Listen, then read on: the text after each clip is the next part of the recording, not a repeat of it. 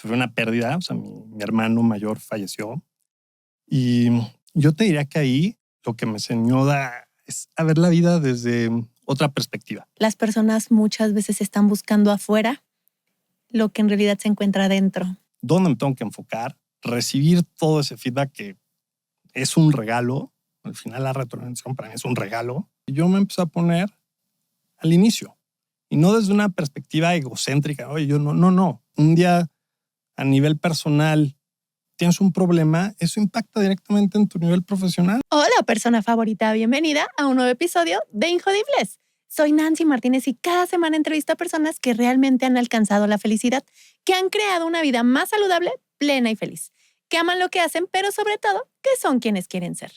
Hoy me acompaña Armando García, director general de Dentalia, un líder que se distingue por 5 pilares que definen su forma de vivir y liderar: adueñamiento, escucha, conexión, paciencia y comunidad. Valores que no solo se dicen, sino se practican.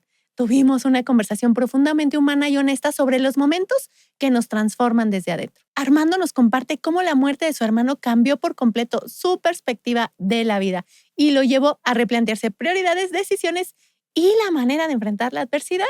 Hablamos de la importancia de contar con una red de apoyo en los momentos difíciles, de hacernos cargo de nosotros mismos, de mirar primero hacia adentro antes de exigir hacia afuera y de dejar de victimizarnos para tomar el control de nuestra historia. Reflexionamos también sobre el mundo laboral y la vida profesional, porque siempre dar un extra desde la conciencia y no desde el desgaste te va a llevar a otros niveles de crecimiento y de liderazgo. Prepárate para una conversación profunda, retadora y profundamente inspiradora. Y no olvides suscribirte a mi canal para no perderte ningún episodio. Espero que disfrutes esta charla tanto como yo y que te inspires a ser injodiblemente feliz.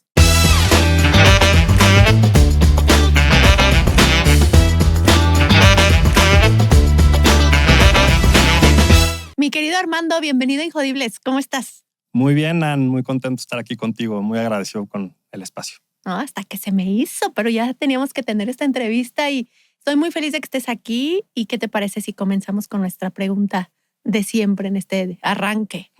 ¿Qué es para ti ser injodible? Es una pregunta que tuve que pensar bastante, pero creo que aterricé en... Para mí, injodible es tener tal autoconocimiento, o sea, invertir en conocerte tanto que sin importar el ruido que existe alrededor en el contexto, tú sabes cuáles son tus fortalezas, tus debilidades y te haces cargo, ¿no? O sea, creo que para mí sería no me victimizo, sino entiendo perfectamente cuál es la situación, el contexto, veo yo cómo puedo reaccionar y me hago cargo, ¿no? Eso para mí es ser injodible y yo creo que viene desde el ser, ¿no? O sea, más allá de lo que tienes, del título, todo es tener esa seguridad de quién eres, conocerte y con eso reaccionar ante cualquier adversidad, ante cualquier situación.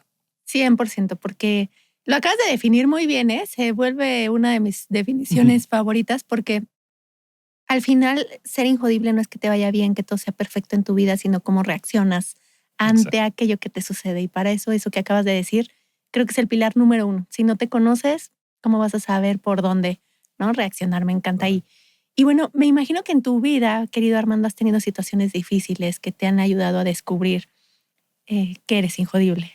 ¿Cuál sería una de esas historias que ha marcado tu vida? Pues yo te hablaría de 2 incluso, ¿no? Si me permites, Nani. Sí. Yo te diría una a nivel personal, no sé, hace 23 años sufrí una pérdida, o sea, mi hermano mayor falleció. Y yo te diría que ahí lo que me enseñó es a ver la vida desde otra perspectiva, ¿no? Probablemente en ese entonces yo la veía con de qué manera puedo comprar algo muy materialista, muy superfluo. Y esa situación, esa historia, me puso en otro plano. Y déjame explicar un poco más sobre qué otro plano, ¿no? Y es probablemente, o sea, la vida que llevó mi hermano fue algo muy, muy interesante. O sea, en 23 años, o sea, él tenía 23 años cuando falleció y en 23 años estudió, trabajó, se casó, se divorció, tuvo un hijo. O sea, fue como que muchas cosas y lo que me dejó fue un mensaje muy claro que la vida es corta y hay que vivirla, hay que ser feliz. Y si estás más preocupado en ver, hijo, cómo le caigo a esta persona, cómo hago feliz al otro, en vez de como tú haces tu vida y la vives de una manera plena, se te va y no regresa. Entonces, como que ese fue un momento muy, muy especial, que pues a mí me ha ayudado siempre a recordarme que la vida Sí. Es temporal, ¿no? Y antes de que nos cuentes esa otra historia, espérame, porque me encanta esto que dices, pero ¿cómo se da cuenta alguien después del dolor? ¿No? ¿O qué le dirías a esas personas que ahorita están a lo mejor teniendo una pérdida y siguen aferradas a cumplir expectativas de la sociedad?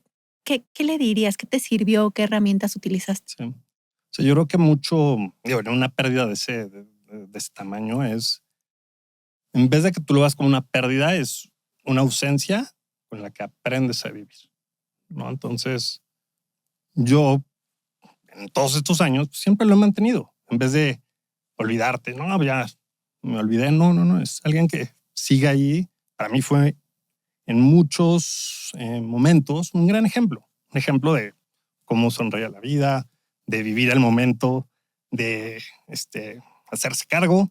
A los 20 y tantos años, hacerse cargo de un hijo. Entonces, como que sigo recordando todos esos aprendizajes y lecciones que me dejó. Entonces, yo lo que le diría a esas personas que han pasado por una pérdida es llévala contigo y aprende a vivir con esa ausencia y a sacarle el mayor provecho y las lecciones que te deja una persona que incluso ya no está y que hoy todavía, después de 23 años, me sigue recordando lecciones de vida. Wow, me encanta, me encanta.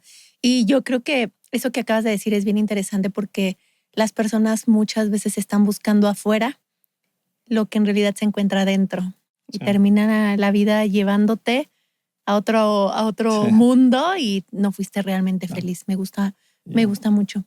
Y bueno, y además pues, no es un viaje que lo haces solo, ¿no? O sea, al final pues está tu familia, está la gente que te quiere. Entonces, a mí personalmente me ayudó mucho el tener esa red de apoyo y estar con la familia. Y pues, es un proceso, una vivencia que al final, estando con tu familia, con las personas que más te aman incondicionalmente en este mundo, te ayuda nuevamente a vivir con esa ausencia, ¿no? Sí, 100%. También me recuerdas ese estudio científico que dice que las personas somos más felices de acuerdo a las conexiones significativas que tenemos, porque en momentos difíciles Sí. es cuando nos aferramos a ellas y ellos nos ayudan a salir de ahí. Me gusta mucho. Sí. ¿Y la segunda historia? Yo te diría que la segunda fue probablemente ya después de haber tenido unos 12, 13 años de experiencia trabajando en distintas organizaciones. Y digo, siempre había estado sobresaliendo y soy una persona que siempre estoy tratando de ver cómo pues, dar el máximo y ya sea desde como papá, como profesional, como amigo, etc. Y llegó un momento en una organización en donde sí me dieron un feedback muy, muy directo, muy doloroso, ¿no? En el sentido en el que me dijeron, oye, pues yo, si no estás o no encuentras un rol en esta otra organización, pues básicamente como que ya no vemos futuro para ti, ¿no? Y fue como que un golpe al ego a pues, todo no sé, como carrera que te vas construyendo y sobre todo cuando pues, tú piensas que vas adelante, sí, yo lo estoy logrando y que te den un feedback que pudiera ser negativo para ti, pues sí, te hace repensar muchas cosas, ¿no? Y yo creo que la reacción inicial fue, bueno, pues entonces ya sabes, voy a irme a otra empresa, ¿no? La típica de, bueno, aquí no me quieren. Y recuerdo que tuve una conversación con un amigo que en ese momento era coach y me dijo, te voy a regalar una sesión, ¿no? Y ya nos sentamos y ya sabes, yo llegué y un poco como desde la víscera, ¿no? Desde, ay, esto es lo que pasó y no me entienden y ya sabes, y culpé a todos así de, ay, es que mi jefe y no sé qué y la organización y no me ve y el otro tampoco. Y de repente me dijo, ¿y tú qué estás haciendo? Y esa pregunta me ha marcado nuevamente a esta parte de autoconocimiento y de hacerte cargo. decir, no, pues, ni pude responder. Y desde entonces, como que he estado siempre en ese tipo de sesiones, pues muy consciente. Y desde entonces he trabajado pues con un coach y llevo un poquito más de 5 años con la misma coach y me ayuda muchísimo. Entonces, como que fue un momento en donde, sí, sin importar que tengo, pues obviamente ambiciones, quieres seguir sobresaliendo, pues muchas veces necesitas ayuda y las personas que te pueden hacer una pregunta tan profunda que te permita reflexionar, decir, pues, tal vez yo lo estaba viendo desde una perspectiva muy distinta, ¿no? Así como el mundo está en contra de Armando en vez de yo me hago cargo, yo tengo que ver qué es lo que estoy haciendo, lo que he dejado de hacer, dónde me tengo que enfocar, recibir todo ese feedback que es un regalo. Al final la retroalimentación para mí es un regalo y hacerte cargo de ti mismo. Y eso ha sido para mí un parteaguas en cómo me desarrollo y cómo funciono como profesional, ¿no? Sí, me encanta cómo estás viendo este tema del feedback, ¿no? Porque de repente podemos impactar la vida positiva o negativamente de alguien si no lo hacemos cuidado.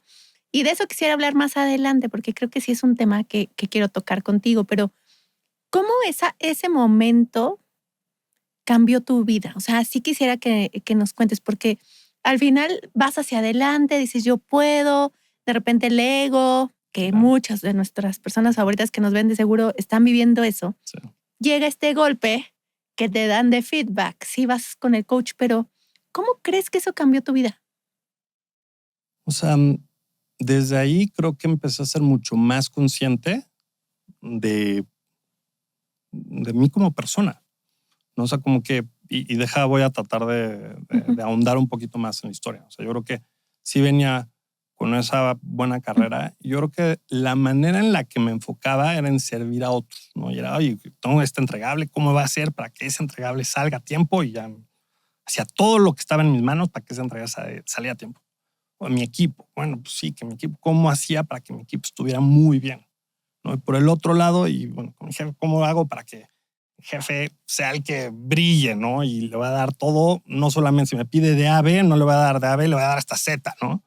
Y todo eso era, si te fijas, muy enfocado hacia los demás. Y digo, una de mis, probablemente, puedes verlo como, por un lado, una habilidad o un atributo que tenemos que me gusta mucho servir a la gente, pero eso obviamente tiene un blind spot que si estás solamente sirviendo y tratando de satisfacer a las demás personas, pues llega un momento en el que, ¿y tú dónde estás? Y eso fue lo que me pasó. Llegó un momento en donde yo toqué fondo y la pregunta era eso, ¿y tú qué estás haciendo? ¿Qué estás haciendo para ti? ¿Qué estás haciendo para desarrollarte? ¿Qué estás haciendo para que tú estés bien? Y si tú no estás bien, no va a estar bien tu equipo, no va a estar bien tus entregables, no va a estar bien incluso tu jefe porque no le vas a cumplir con lo que estás acordando. Entonces, el cambio que llegó de esa experiencia fue que yo me empecé a poner al inicio y no desde una perspectiva egocéntrica. Oye, yo no. O sea, pero si yo no estoy bien, yo no me dedico el tiempo, no me desarrollo, no duermo, no me alimento bien, no tengo ese balance, ese centro. ¿Cómo espero que el equipo esté bien? ¿Y cómo espero ser un buen líder si yo estoy al borde del colapso, no? Sí. Oye, qué interesante esto porque tiene que ver con lo que nosotros manejamos en temas de bienestar y felicidad laboral. Y este es uno de los roles del colaborador más importantes. Que se trabaje, que se conozca, que se cuide.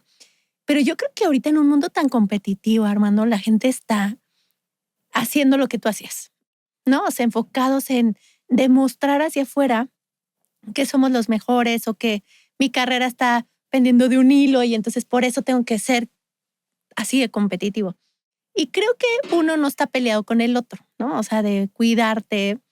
Pero ¿por dónde empiezo? O sea, si tú pudieras decirle a la gente que nos ve, ¿por dónde empezar? Porque a lo mejor dicen, tengo miedo porque si le bajo 2 rayitas, ¿qué tal si me corren y empiezan esas historias? ¿Qué les dirías a esas personas? ¿Por dónde empezamos a trabajar en nosotros mismos? O sea, yo diría que, o sea, cuando tengas ese miedo y cuando no sepas qué hacer, busca ayuda.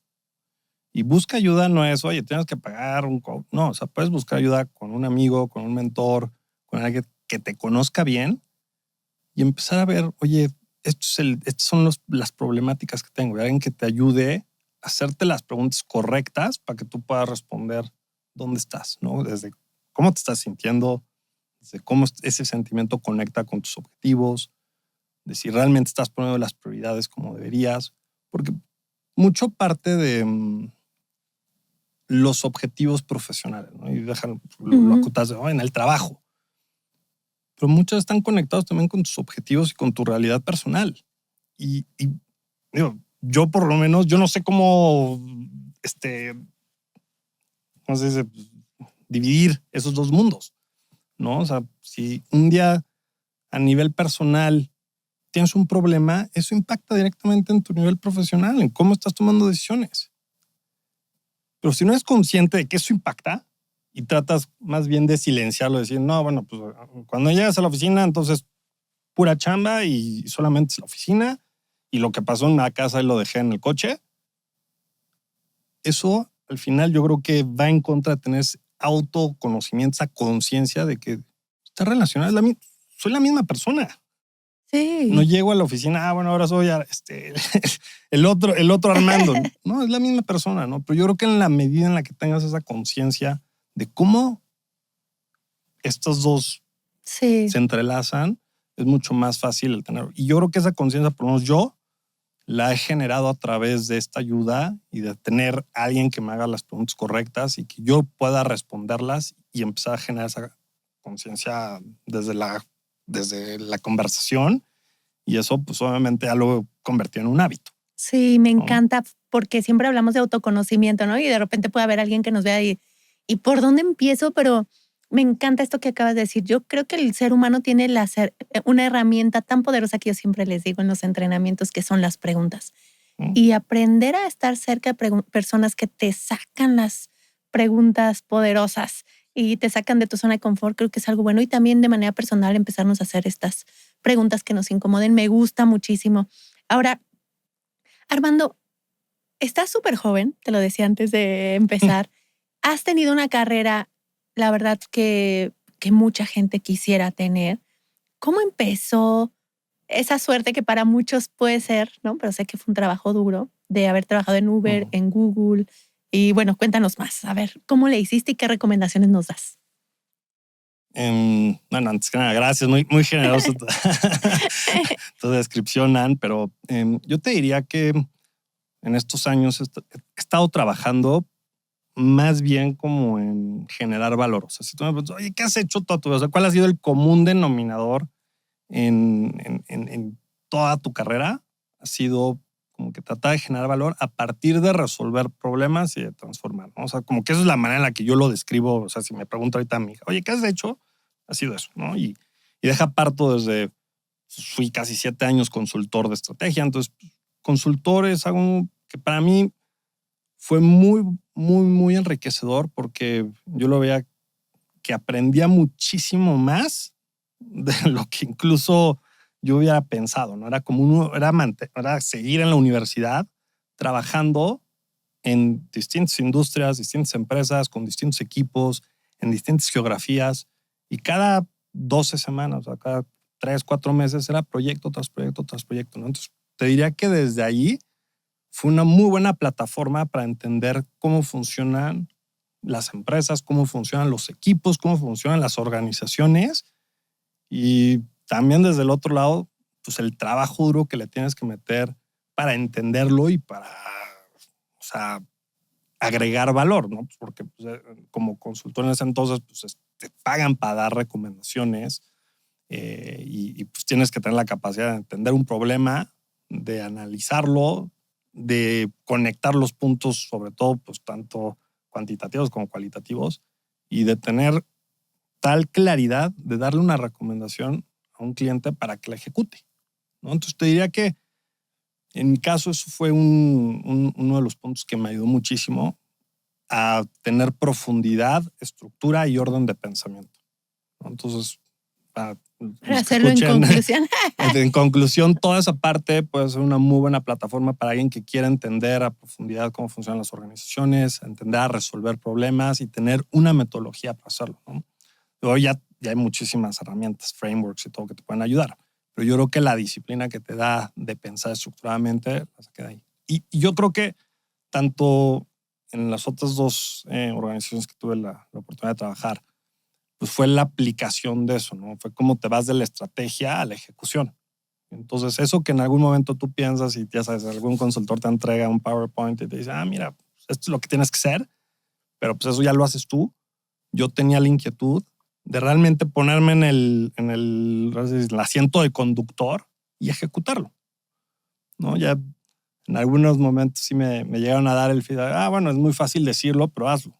Y entonces, bueno, pues ahora yo lo voy a hacer. O sea, lo que recomiendo lo necesito operacionalizar, lo necesito ejecutar.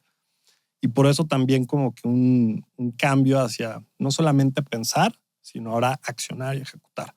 Y eso fue, pues, sobre todo mis experiencias antes de entrar a Dentalia. Y en Dentalia, pues creo que fue mi maestría de operaciones y de ejecución al máximo. al máximo, al tener pues una responsabilidad de operaciones como no lo había tenido antes y sobre todo pues a través de las personas, ¿no? Entonces, creo que una de las recomendaciones que le daría a tu audiencia es que pues, mientras que van escogiendo cada una de las decisiones de dónde trabajar, que vayan viendo cuáles son los elementos que les van a sumar en su maleta, ¿no? Lo platicábamos. Oye, pues en mi caso, consultoría vi que me dio muchísimo estructura, disciplina, una orientación al servicio y a la excelencia de la calidad de los entregables.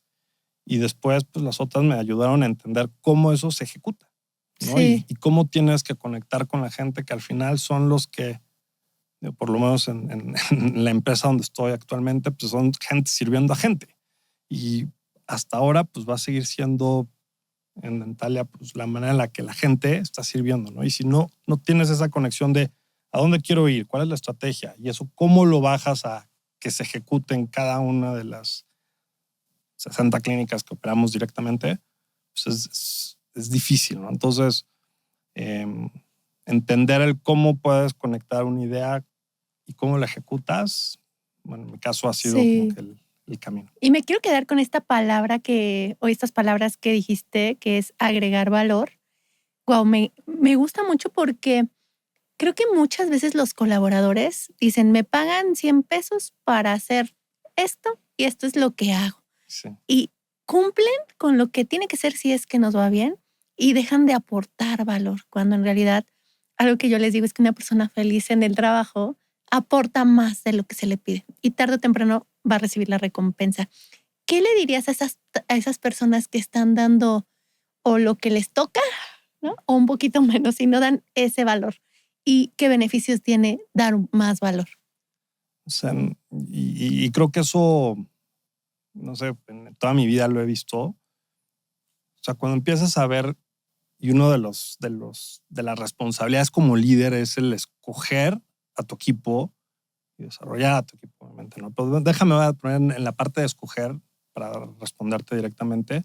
Cuando empiezas a calibrar y empiezas a ver el talento que hay y empiezas a buscar a gente que si la tarea era ir de A a B, pues que hayan visto hasta Z, ¿no? Y que te traigan una solución más allá de lo que era el simple A a B, ¿no? Entonces, pues no sé, personalmente, cuando estoy trabajando con gente, pues me sorprende cuando llega una persona que sí pensó más allá, que trajo una perspectiva adicional, que pudo pensar en escenarios adicionales, que no solamente se quedó en el, bueno, esto fue lo que me pediste, ¿no? Entonces, pues mi recomendación es siempre traten de dar un extra, porque eso, pues, a la hora de estar viendo o evaluando a talento y a las personas, pues hace una diferencia, ¿no? El que pues, todos cumplieron con lo que pediste, pero hubo uno que no solamente cumplió con eso, sino que además trajo otras perspectivas, opciones, incluso ya se puso a implementarlo. Eso, al final, como líder, te quieres quieres armar tu equipo, te quieres rodear de ese tipo de personas que siempre están empujando por un poco más. Y eso, pues creo que siempre va a ser una buena característica de los colaboradores y de la gente. Por lo menos yo de lo que busco en un equipo, ¿no? Sí, me encanta. Y a lo mejor no es rápido. No. Tal vez no es en esa empresa donde estás, tal vez va a ser en otro lugar, pero es que siempre dar valor, sí creo que trae una recompensa y me gusta. Oye, recientemente decías que por estos días cumples 1 año siendo director general, tu primera vez como director general. ¿Qué aprendiste en esta transición de estar en la operación a irte a ser director general, jefe de tus compañeros? O sea, ¿cómo manejar eso? Te diría que volví a aprender a desaprender. Así de fácil, ¿no? O sea, como que había estado en un rol como director de operaciones, o sea, digo, en el día a día, así, ritmo de cómo vamos, o sea, las clínicas están abiertas 363 días del año, entonces ya te imaginarás la cantidad de temas que existen, ¿no? Y de repente tienes que empezar a alejarte de este día a día y empezar a ver cuál es el rol que se espera de ti. Y en ese caso es muy distinto al rol de director de operaciones, ¿no? Entonces muchas veces pues yo volví a caer en, bueno, entonces me tengo que meter y todas las reuniones y tengo que estar aquí. Y no, tienes que tomar un paso atrás. Y ahora tu rol es pensar en el largo plazo, pensar en la organización, en tomar las mejores decisiones para la organización, no necesariamente para una de las áreas. Y es difícil porque pues, estás en la inercia del día a día y de repente te tienes que empezar nuevamente a dar ciertos espacios para pensar.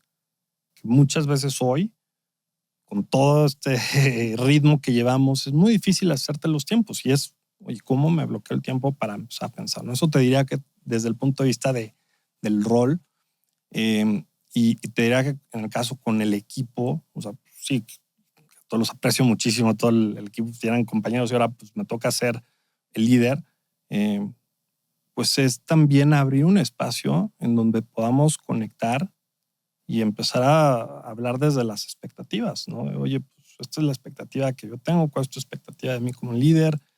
Y tener esa apertura, esa confianza, que para mí, pues para armar un equipo de alto desempeño, pues, el primer ladrillo que se pone es la confianza.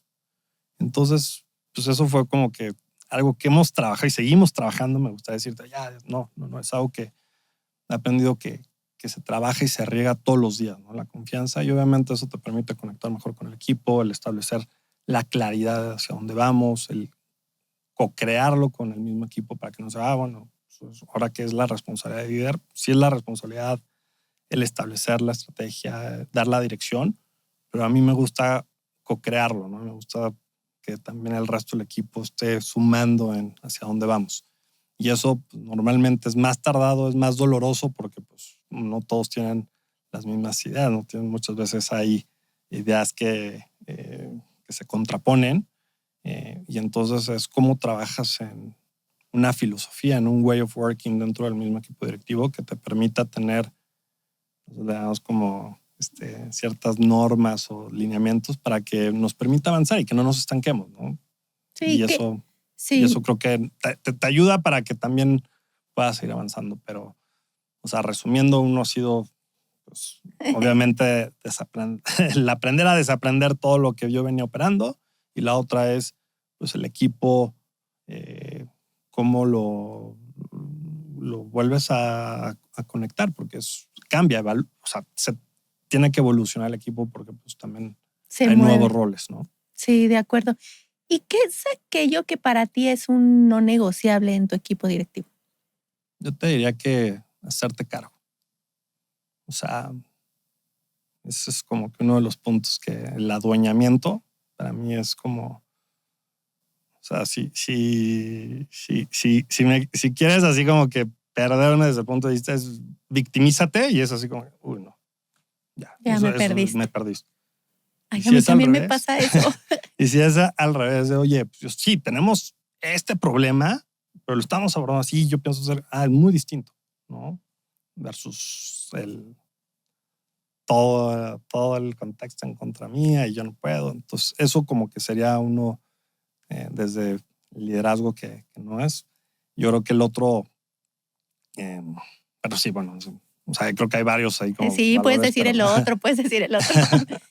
No, digo, al final es esta parte como, sí, somos muy enfocados, por lo menos yo estoy muy enfocado en resultados, en el número, en cómo avanzamos, pero eso no es a costa de respeto ni de no tener el tacto con la gente, ¿no? Sí. Entonces ese para mí también es uno que yo no tolero. Sí, me encanta eso porque cuando hablamos de felicidad en el trabajo, ¿no? Y de repente piensan que es que toda la gente esté contenta, que esté feliz, que los líderes no pueden poner límites. Dicen, es que con esto de la felicidad ya no le puedo decir a mi gente o exigir. Y yo, no. O sea, exigir firmeza, resultados, que la gente haga lo que tiene que hacer, el adueñamiento, que me encanta esa palabra.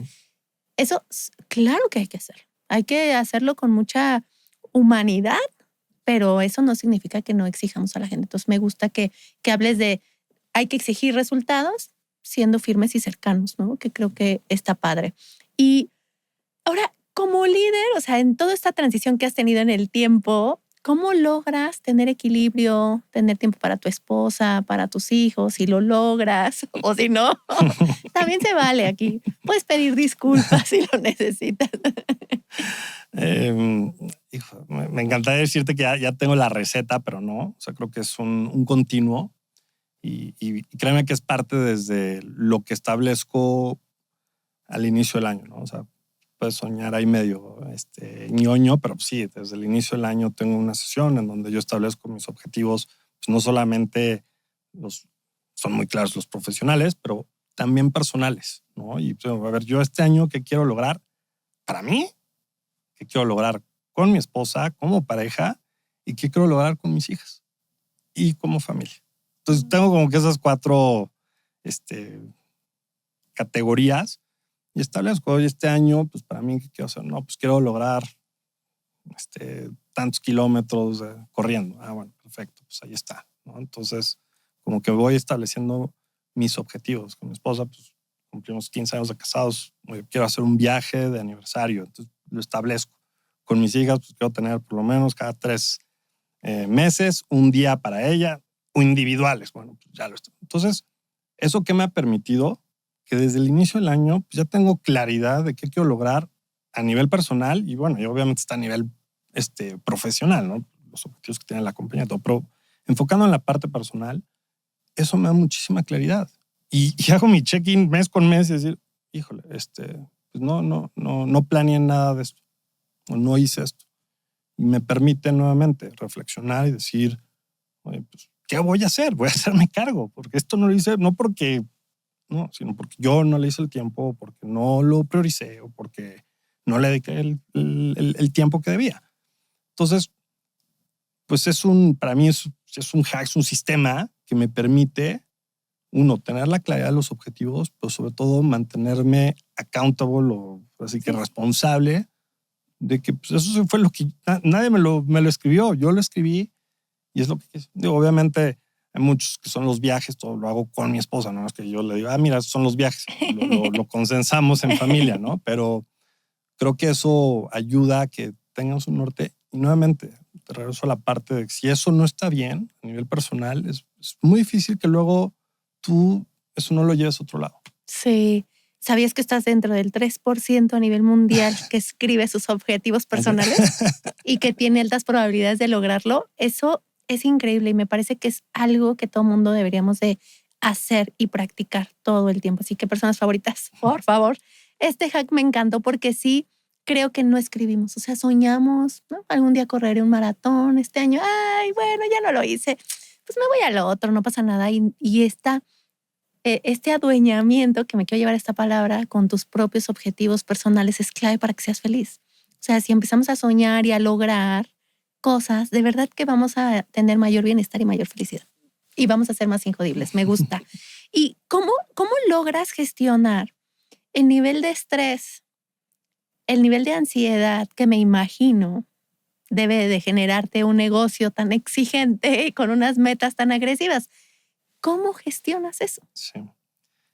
Creo que uno que es uno de mis hábitos que, o sea, que no dejo es corro 5 kilómetros todos los días. Entonces, eso es así como que me levanto y y ahí es como que el momento en donde puedo como que sacar muchas cosas, pensar, y eso me ayuda muchísimo, ¿no? O sea, eso es desde el punto de vista personal, así empiezo, ¿no?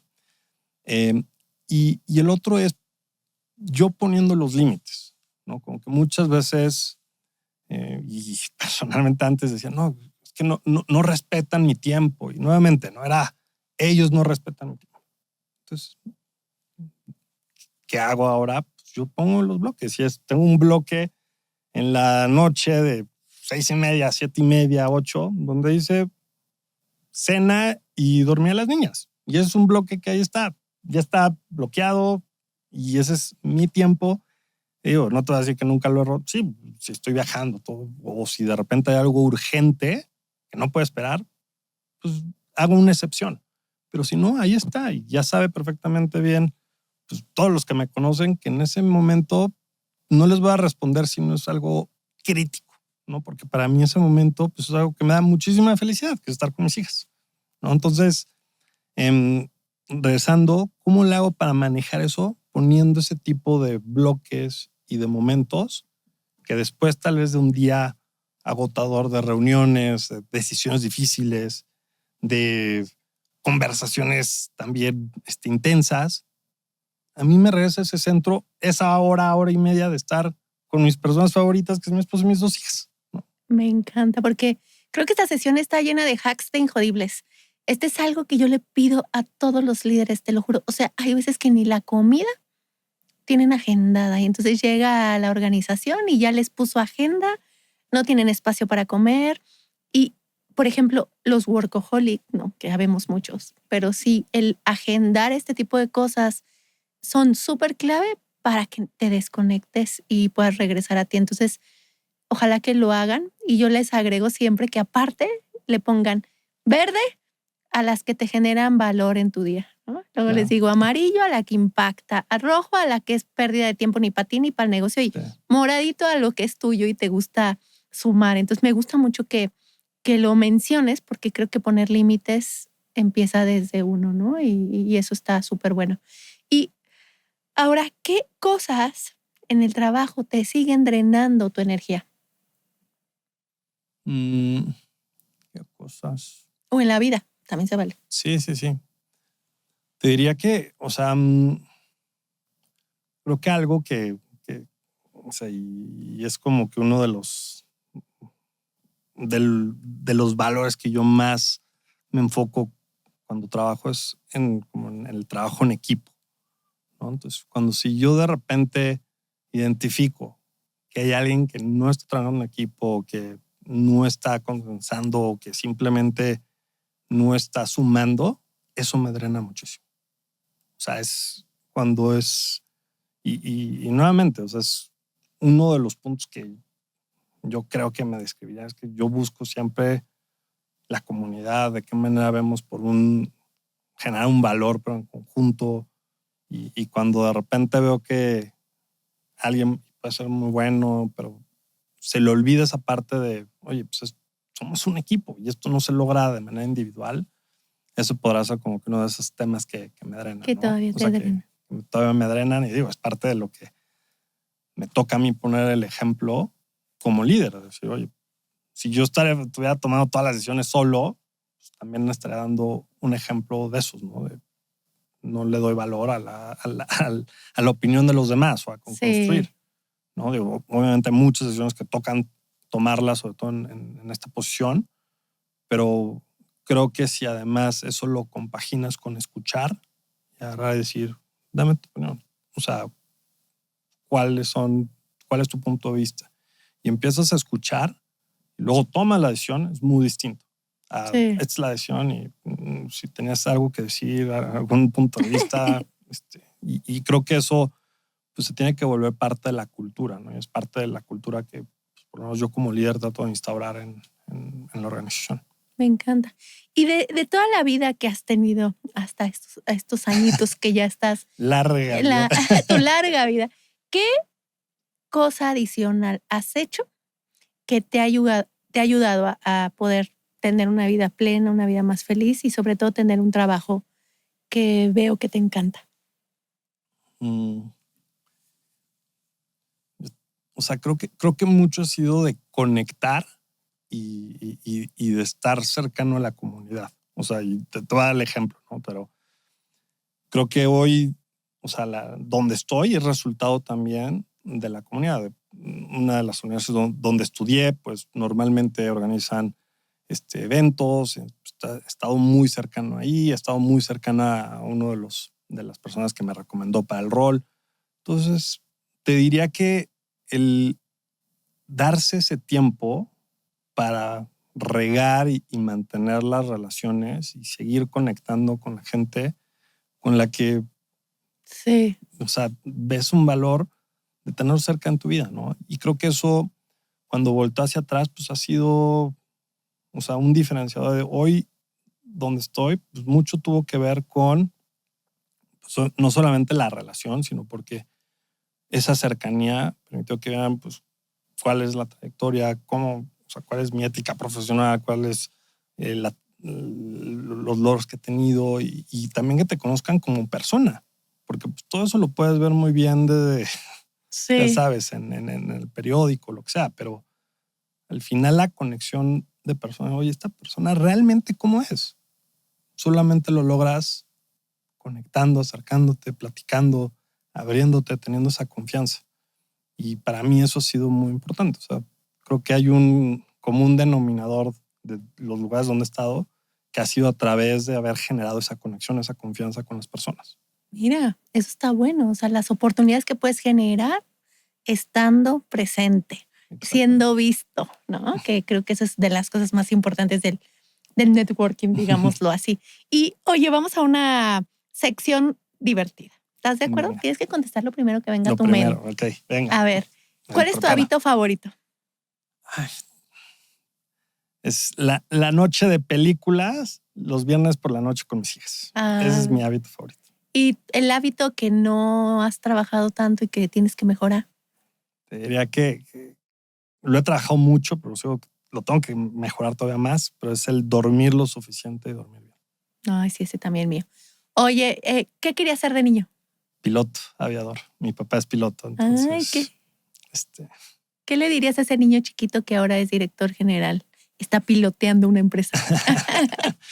Yo le diría que lo importante es el viaje, el vuelo, y no necesariamente el avión, el tamaño del avión, el rol, sino el viaje, el propósito que tiene ese viaje y con quién haces ese viaje y el para qué estás haciendo ese viaje. Sí. ¿Qué le dirías a Armando para que siga siendo injodiblemente feliz? Que te adueñes, que te adueñes de tu vida, te adueñes de quién eres, que te conozcas y que te hagas cargo. Me encanta, me encanta. La verdad es que creo que todos tenemos el poder de ser injodiblemente felices, mi querido Armando, y la verdad que te agradezco mucho. Y antes de cerrar, ¿en dónde te puede encontrar la gente? ¿Dónde te puede seguir? ¿Qué tal si quieren trabajar contigo? Encantados. Hay muchos ahí roles abiertos. Me pueden buscar en LinkedIn, realmente es la red donde estoy activo. Y es en Armando García Berumen, en LinkedIn, ahí trataré de contestar todos los mensajes. Eso, me encanta. Y bueno, antes de cerrar, fíjate que te queremos dar el regalito de nuestros amigos Big Box, ¿no? Que nos están patrocinando. Entonces, este es un regalito, gracias, son unas experiencias para que vayas con tus hijas y tu esposa. Y también te queremos dar Injodiblemente Feliz, este libro para que lo leas y espero que te ayude a seguir viviendo con plenitud tu vida. Gracias, Nana. Lo estaba esperando. Desde el año pasado que habíamos hablado. Así que muchas gracias, qué amable. No, me encanta. Y ahora sí, a la cámara, si les quieres decir algún mensaje final para ser injodibles. No, pues muchas gracias, Nana. Te agradezco mucho el espacio y en lo que también pueda ayudar. Ahí está LinkedIn. Espero que haya dejado por lo menos una idea que les pueda ayudar a ser injodiblemente felices. Eso, no, muchas gracias, Armando. La verdad es que lo disfruté mucho. Creo que la gente se lleva muchos hacks y evidentemente eres un injodible. Yo muy feliz de tenerte aquí en este espacio. Muchas gracias, Nan. Encantado. Muchas gracias. Y bueno, persona favorita, ¿qué te pareció este episodio? Espero que te haya encantado tanto como a mí y que bueno, te sirva para ser injodiblemente feliz. Nos vemos pronto.